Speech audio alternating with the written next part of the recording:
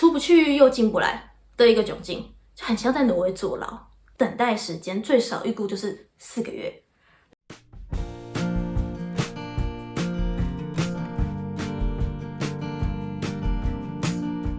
Hello， 大家好，我是 Elena， 我今天要来跟大家报个喜。对，又报喜！我终于历经万千的困难，拿到挪威的签证啦，拍手！然后呢，我这次历经了快1年，然后呢3级3审，因为我前2次都被驳回，最后一审了，逆转胜拿到签证。然后整个故事因为太冗长，所以我想要下一集来讲这件事情。我这一集想先来跟大家分享，就是我在挪威境内还没拿到签证的时候，我到底都在做什么，就是什么可以做，什么不可以做的法律内容啦。我们就直接开始。首先，我想来跟大家分享一个口诀，就是3不1没有，很耳熟，对不对？但不是你们想的那样。对，今天的3不1没有呢，简单来说就是3个不：第一个不能工作，第二个不能入籍，第三个不能自由出入境，没有这边的居民 ID 这个样子。第一个不能工作，不能工作，顾名思义就是在挪威境内等待拿挪威签证的时候，不能为挪威的企业工作或打工，不然就是打黑工。这个其实没有很难预知，因为应该每个国家都是这样规定。但是我觉得比较特别一点就是，其实你在挪威境内，就算你有远端可以为台湾的公司工作的机会，其实也是不行的哦。因为你没有签证的情况下的话，你是不能在挪威的境内有任何会有赚钱的一个行为，不然其实就是打黑工。然后如果一旦被挪威的任何人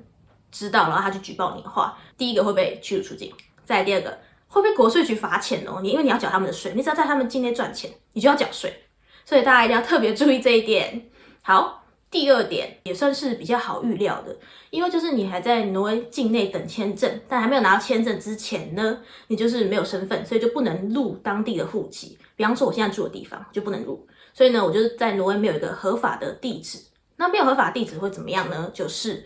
比方说之前在疫苗的时候，就是挪威的居民都可以打他们的疫苗，但因为我当时就是虽然也住在挪威，但是我没有入籍，所以我就不会被分配到就是一些全民都有的政策或是优惠，因为你没有入籍当地不是居民，你就不能拿到，这就是不能入籍的一个坏处这个样子。接下来第三点呢就很冗长啊，这有一个逻辑在。关于不能出入境呢，我这边先讲一个大前提就是台湾人就是在大部分有跟我们有协议的欧洲国家，基本上都是90天免签，所以呢，这种情况下呢，你在90天之内你就可以随便爱干嘛干嘛，然后他也不会管你。但是就是你只要过了90天，然后你没有签证来补足你就是待在这边的合法理由的话，你就是需要回去这个样子。但因为就是等待这种 family reunion visa 真的是太久，像我当年申请的时候，他居然跟我讲说，等待时间最少预估就是4个月。然后我前阵子看，就过了大约1年以后，它居然变成7个月，就是你什么都没有做，你光等他们审你的东西就要7个月哦。然后像我一样，如果遇到就是这种省级的制度，他给你1次或2次的拒绝的话，你可能不知道等到天荒地老诶。所以这么冗长的等待时间，它有一个配套的措施，配套措施就是你只要在挪威的各个单位交签证申请，在等待签证的期间内都不用离开挪威的境内，就是就算你签证过期，你也可以待在挪威，就是合法的等待你的签证。等你拿到以后，你前面的那段就是算是违法滞留期间会自动的合法化。对，但是呢，这也会导致一个问题，就是当时我就想要回去台湾，但我就打电话问挪威的海关警察，问他们说我出海关会有什么问题。他们是说出挪威没问题，但因为挪威跟台湾之间没有直飞嘛，比方说我今天要过荷兰阿姆斯特丹好了，然后阿姆斯特丹警察如果看到我就是有超过3个月，然后都留在欧洲的申根区内没有出去的话，他可能就会直接在申根区的系统里面注记说我违法滞留，然后3年不能入境最多。所以这个东西完全是看我们平常有没有累积福报，就是看我能不能说服他，口才好不好，会决定我会不会犯法。我觉得我赌不起，所以我那时候就是在等待签证期间内一直没有回去。然后假如说我当时真的就是口条够好，平常也是基辅基的，我真的说服海关好了，但到那个时候如果发生了我回去台湾离开挪威这件事的话，也会造成另外一个可能的后果，就是我既然已经在申根区超过90天的滞留了，我只要一旦出了申根区，我就要在非申根的国家待90天，才能够再合法的入境申根区。然后因为我又要经过某一个国家我才能够入境挪威。就算挪威看到我在等那个签证的各种证明的文书书类好，但是只要其他国家的海关不理我，他就是不会让我入境啊。所以会变成说，一旦申请了签证，除非就是乖乖在台湾等啊，不然就在挪威的话，就会是有出不去又进不来的一个窘境，就很像在挪威坐牢。对，所以呢，我觉得这一点也是要特别注意。好，以上就是3个不，接下来就是没有什么呢？没有就是没有身份的 ID， 这就很像台湾的身份证的那个编号一样。所以呢，没有身份 ID 会怎样？第一个，不能办银行，就不能办银行卡，你要转账啊，什么都很不方便，在挪威境内刷卡还要看汇率，这样子很麻烦。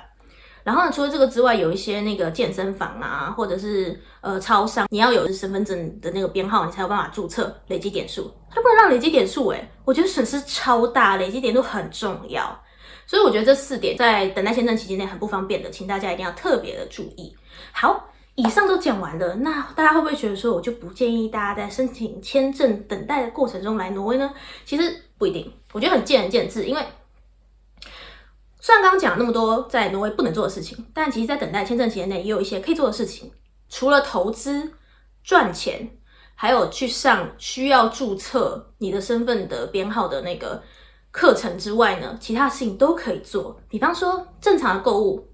合法的都可以。就算你想要在挪威境内考一些语言考试啊，或其他考试都可以。我觉得这些就是就一般来说还算是蛮值得。除了这个之外呢，我还有一个就是良心的建议，就是之后想要在挪威就是找工作的话，趁有时间的时候赶快把挪威语学好，我觉得是很重要。因为挪威这个地方虽然大家都会讲英文，但他们其实还是会对都会讲的人才会比较怎么说有意欲去聘用，就除非你今天的产业是本来就不需要讲挪威语的产业，那我觉得就是可以不用特别去学挪威语。但是如果是这样的话，我也不建议申请家庭签证，因为申请工作签快多了，真的没有必要这样子就是白白跑一趟。虽然最后我决定权留给就是荧幕前的大家自己来就是考虑一下，但我觉得以上这几点呢，真的是有知道有赚到。好，以上就是今天的内容。自从我拿到就是签证以后呢，我以后会有更多的法律内容。然后呢，下一集还会分享我在申请签证的时候的悲惨故事，请大家就是一定要准时收看的哦。谢谢大家今天的就是陪伴，如果喜欢的话，就是欢迎帮我按赞、订阅、加分享。我们下集见，拜拜。